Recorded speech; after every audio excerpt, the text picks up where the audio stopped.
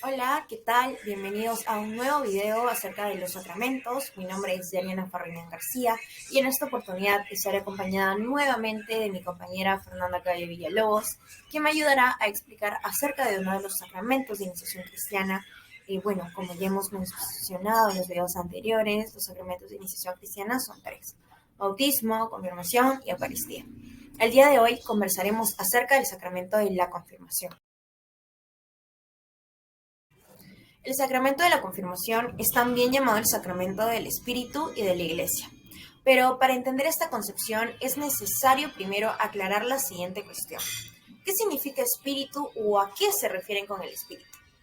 Bien, la palabra espíritu proviene etimológicamente de la palabra en hebreo rúa, de la palabra griega pneuma y de la palabra en latín spiritus, palabras en diferentes idiomas que hacen referencia a lo mismo, a los fenómenos naturales como fuerzas misteriosas. El viento, el agua y el fuego, que están presentes en la naturaleza, se le relacionan al espíritu expresando una fuerza incontrolable y misteriosamente actuando. Pero, ¿quién es esta fuerza misteriosa? Esta fuerza es Dios, quien por medio del espíritu crea, actúa y transforma la naturaleza. Entonces, Fernanda, Dios actúa por medio del Espíritu Santo. Pero, ¿me puedes explicar de qué manera lo hace? Tal, Yariana. Con respecto a cómo Dios actúa por medio del Espíritu, pues Él lo hace a través del cumplimiento de una misión creadora y de una misión de gobierno. La misión creadora refiere a aquella fuerza actuante del mundo y del hombre, es decir, aquella fuerza que ordena, que dirige y que anima la creación. Por su parte, la misión de gobierno refiere a la experiencia que tuvo el pueblo de Israel respecto al Espíritu de Yahvé, quien fue el que los condujo a la tierra prometida, en lo que se puede decir que el Espíritu Santo se vale de personajes como reyes, de jueces y profetas que sean capaces de querer, de poder y de hacer.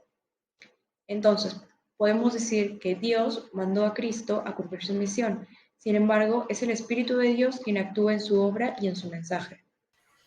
Este espíritu al que nos hemos estado refiriendo es el Espíritu de Cristo, el cual estuvo presente y actuó en la vida pública de Jesús, presente en sus obras y en sus mensajes. En sus obras, por ejemplo, cuando Jesús es impulsado por el Espíritu Santo al desierto. Esto nos lo narra en Marcos capítulo 1, versículo 2. Presente también en su mensaje cuando afirma: el Espíritu del Señor está sobre mí, porque me ha ungido. En Lucas capítulo 4, versículo 18. Para complementar todo lo que nos has estado contando, Yariana, es necesario referirnos también a los momentos privilegiados de la actuación del Espíritu en Cristo, ¿no? Los cuales son dos. En primer lugar, la encarnación, pues vemos la presencia y la actuación del Espíritu en Cristo. En Lucas capítulo 1, versículo 35 nos dice: respondiendo el ángel le dijo: el Espíritu Santo vendrá sobre ti y el poder del Altísimo te cubrirá con su sombra, por lo cual también el santo ser que nacerá será llamado Hijo de Dios. Bien, el segundo momento privilegiado es el bautismo de Jesús, el cual da un actuar acorde a su condición de Hijo de Dios en su vida pública, como está explicado en Marcos capítulo 1, versículo 12, donde el Espíritu Santo impulsó a Jesús al desierto, ¿no? Gracias, Fernanda, por recordarnos tan importantes momentos de las Sagradas Escrituras. Y es que este espíritu ha estado presente en muchos acontecimientos a lo largo de la historia y, por supuesto, a lo largo de la vida cristiana de todos los miembros de la Iglesia. La venida del Espíritu Santo en Pentecostés inaugura la vida pública de la Iglesia. El Espíritu se manifiesta en la Iglesia como elemento decisivo para su edificación. Es decir, sin el Espíritu, la Iglesia no tiene razón de ser. Pero entonces, ¿cuándo es que se instituyó la confirmación? Con lo que hemos visto, concluimos que la confirmación actualiza y comunica la gracia recibida en Pentecostés.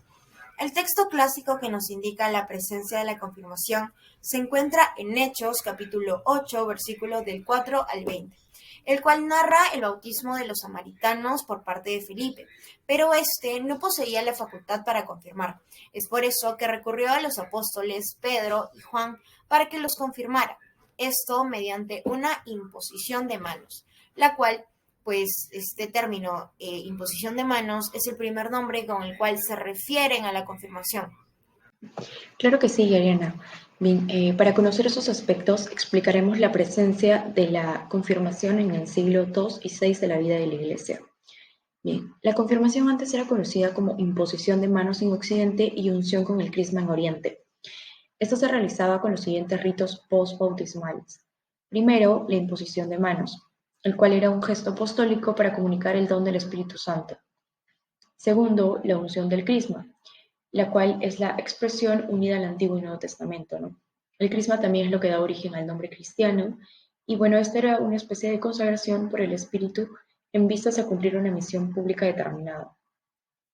Y el ministro de este sacramento era normalmente el obispo. Tercero, la asignación, en donde se da el sello indeleble que da carácter, ¿no? El término carácter era utilizado en el Nuevo Testamento. Y bueno, este reclama un gesto que le dé visibilidad, el cual es el signo de la cruz. Cuarto, el beso de la paz. Este era un rito conclusivo, ¿no? El cual manifiesta alegría, familiaridad y paz. Asimismo, en los libros litúrgicos se recomendaba no omitir la confirmación, aludiendo que con ella se confirma el bautismo cristiano, con el fin de también de mantener la unidad de los ritos de iniciación cristiana y evitar la negligencia. Por su parte, Santo Tomás de Aquino afirmaba que los ritos postbautismales presentes en la confirmación le hacían constituirse como sacramento de iniciación cristiana, ¿no? Pero ¿cuál vendría a ser el significado que Santo Tomás le daba a la confirmación? Bueno, pues él decía que este sacramento es la fortaleza frente a las tentaciones para la lucha, ya sea interna como externa, para confesar la fe en Cristo, ¿no? Además de significar una madurez cristiana y perfección ontológica, la cual aumentaba la gracia santificante. Asimismo, él manifiesta que los signos de este sacramento son la unción crismal y las manos impuestas o imposición de las manos. Hoy en día, para celebrar este sacramento, se realiza un nuevo ritual. Los sacramentales que se emplean en este ritual son tres: la imposición de las manos, la unción con el crisma, o también llamada la crismación, y la forma, que vienen a ser las palabras que acompañan a todo el acto, y pues la materia. Bien. Tenemos que en cuanto a la imposición de manos, justamente es con este gesto con el que se empieza el rito, además de que se realiza la oración epiclética, que es la invocación del Espíritu Santo. Se menciona también su uso en la Sagrada Escritura y su posible pertenencia a la esencia del sacramento. Seguidamente empieza ya la imposición de manos propiamente dicha, la cual puede ser de dos maneras: la imposición de manos colectiva y la imposición de mano individual. La imposición de manos colectivas, la cual pues la teología tridentina no la considera esencial. Sin embargo, el nuevo ritual manifiesta que si bien esta no es esencial, sí es o sí pertenece a la integridad. Bien, en cuanto a la imposición de la mano individual, Pablo VI manifiesta que sí es esencial. Ahora, ¿a qué se refiere con la unción con el crisma o crismación? Bueno, este sacramental es la consagración que nos identifica con Cristo, haciéndonos participar de su triple misión. En cuanto a la forma, tenemos que son las palabras, como ya dije, que acompañan al acto, en donde pues se va a mencionar el nombre de la persona que se quiere confirmar, y a continuación se le dice las siguientes palabras, ¿no? Se le dice: recibe por esta señal el don del Espíritu Santo. Ahora nos preguntamos, ¿cuál es la naturaleza del sacramento de la confirmación? Bien, la confirmación es el sacramento por el cual el bautizado queda fortalecido con el don del Espíritu Santo. Quiere decir que el mismo Espíritu Santo se da como don a nosotros, se da como un regalo para que de palabra y de obra la persona sea testigo de Cristo y propague y defienda la fe. ¿Y cómo vamos a hacer esto? Porque para ser testigo es necesario que la persona viva su fe. Es necesario que la persona no solamente lea los textos bíblicos, sino que los interprete y después de ello dé testimonio de su fe. Bien, ahora, la confirmación es para nosotros lo que Pentecostés fue para los apóstoles. ¿Y qué es lo que pasó ahí, no? Pues el Espíritu bajó en forma de llama, dándoles valor, dándoles dones a los apóstoles para que estos salgan a predicar la palabra de Dios. Es justamente con ese suceso donde se inicia la vida pública de la iglesia. Es decir, empiezan a predicar y a convertirse. Ahora, la confirmación fue instituida por Jesucristo, pues solo Dios puede vincular la gracia a un signo externo. Ahora, en la Sagrada Escritura no está como tal el momento de la institución de la confirmación.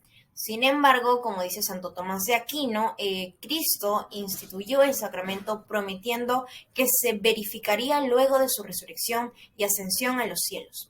Esto es, pues, después de que el Espíritu Santo viniera sobre los apóstoles el día de Pentecostés, pues solo entonces recibirían la plenitud del Espíritu Santo. Bien, es necesario saber que el sacerdote predica porque es impulsado pues por el Espíritu Santo. También es necesario saber que el día de Pentecostés, o sea, la celebración de Pentecostés, se celebra 50 días después de la Pascua, es decir, 50 días después de la muerte de Jesús. Inicia la vida pública de la Iglesia. Entonces, ¿es necesario recibir este sacramento de manera absoluta? Primero debemos tener en claro que solo el bautismo es necesario de forma absoluta, por lo que la confirmación solo es necesaria de modo relativo, es decir, se requiere de manera no absoluta para la salvación, sino solo para llegar a vivir con plenitud la vida cristiana. Sin embargo, el Código del Derecho Canónico prescribe a todo bautizado el deber de recibir la confirmación en el tiempo oportuno, y que quien rechace, menosprecie o sea negligente en su recepción, pecaría gravemente. Ahora, ¿qué efectos produce el recibimiento de este sacramento? En primer lugar, aumenta la gracia santificante, ¿no? Pero para ello es necesaria la libertad de querer recibir ese sacramento, para que de esta manera permita nuestro crecimiento espiritual y nos confiera la plenitud del Espíritu Santo. También aumenta la gracia sacramental específica, ¿no? Esto hace referencia a los dones del Espíritu Santo, de los cuales sobresale el don de la fortaleza. Y también imprime carácter en el alma, es decir, la participación en el sacerdocio de Cristo de forma activa. Como sacramento, la confirmación también está constituida por materia y forma. Veamos cuáles son. En este caso, la materia es un símbolo de fuerza y plenitud del Espíritu Santo. Se administra mediante la unción con el crisma en la frente, con el óleo consagrado en la misa crismal, la cual se da en Semana Santa, específicamente el Jueves Santo por la mañana. Y bueno, este se da con la mano extendida, con el dedo pulgar, con el óleo, ¿no? Y se hace la señal de la cruz en la frente, en la que, bueno, el óleo hace referencia a la unción, la mano extendida representa la imposición de las manos y la señal de la cruz a la asignación. Bien. En cuanto a la forma, bueno, esta vendría a ser las palabras que acompañan al acto. En primer lugar, se dice el nombre del que recibirá el sacramento, se signa y se dan las palabras, las cuales son: sé sellado con el don del Espíritu Santo. En la forma extraordinaria del rito romano, la palabra confirmar se usaba como: te sello con la señal de la cruz y te confirmo con el crisma de la salvación, en el nombre del Padre, del Hijo y del Espíritu Santo. Ahora, ¿quiénes pueden asumir los roles cuando se realiza este sacramento? Está el ministro, el sujeto y los padrinos. El ministro ordinario de la confirmación es el obispo. También puede administrar válidamente el presbítero, siempre y cuando sea dotado de facultad por el derecho común o concesión peculiar de la autoridad competente, ¿no? Que sería el obispo. Y el sujeto debe ser todo bautizado que no haya sido antes confirmado. Los niños pueden recibir válidamente la confirmación y, bueno, en peligro de muerte también debe ser administrado, ¿no? Sin embargo, considerando el fin de este sacramento, es más conveniente que su recepción se realice cuando el niño ha alcanzado el uso de razón o la edad, digamos, adecuada, ¿no? Según lo disponga el derecho particular de cada iglesia local. Bueno, las aptitudes vendrían a ser el uso de razón, la instrucción adecuada en la doctrina católica, el estado de gracia y la capacidad para renovar promesas bautismales. También es necesario que tenga 14 años como mínimo. Sin embargo, por ejemplo, ¿no? Se puede bautizar a un niño de 10 años, pero vendría a ser un sacramento válido, pero ilícito. De los padrinos, bueno, el confirmando debe elegir a un padrino que se comporte como verdadero testigo de Cristo y que cumpla fielmente las obligaciones inherentes al sacramento, ¿no? Asimismo, para que alguien pueda ser padrino es necesario que cumpla las condiciones que tiene el padrino de bautismo, ¿no? Es decir, los padrinos de los confirmandos suelen ser los tíos o personas allegadas y de suma confianza, ¿no? Ya que esto se va a encargar de que el sujeto lleve una vida cristiana congruente con el sacramento y cumpla fielmente las obligaciones del mismo, ¿no? como también es necesario que tenga una edad mínima de 16 años. Y bueno, como consejo, es conveniente que se escoja como padrino a quien asumió esa misión en el bautismo. Bien, tras revisar algunas cuestiones respecto al sacramento de la confirmación en el Código de Derecho Canónico, consideramos necesario resaltar los siguientes puntos. En primer lugar, en el Código se manifiesta que con el sacramento de la confirmación se culmina el camino de los sacramentos de la iniciación cristiana, que como ya mencionamos al inicio del video son tres: bautismo, Eucaristía y confirmación. En segundo lugar, manifiesta que debemos tener conocimiento para defender nuestra fe, es decir, que el confirmado debe hacer uso de su razón. En tercer lugar, manifiesta que conviene que este sacramento se realice dentro de la misa y que el presbítero puede ser el ministro en caso de emergencia. Por último, afirma que en la medida de lo posible el confirmando necesita un padrino, el cual lo guíe por el camino de su vida católica. En cuanto al rito de la confirmación, este está conformado por los ritos iniciales, por la liturgia de la palabra, por la celebración de la confirmación ya propiamente dicha, por la liturgia eucarística y por el rito de confusión. Sin embargo, durante la celebración de la misa de la confirmación se dan determinados actos, por ejemplo, pues la presentación de los confirmados, la cual se da entre el Evangelio y la homilía, y la renovación de las promesas bautismales que se dan después de la homilía, ¿no? Y que consta de dos partes. La primera, que es las renuncias, y la segunda, que son las aceptaciones. Posteriormente se da la imposición de las manos en general a todas las personas que se desean pues confirmar, y por último la crismación. Muchísimas gracias por escucharnos y hasta una próxima oportunidad.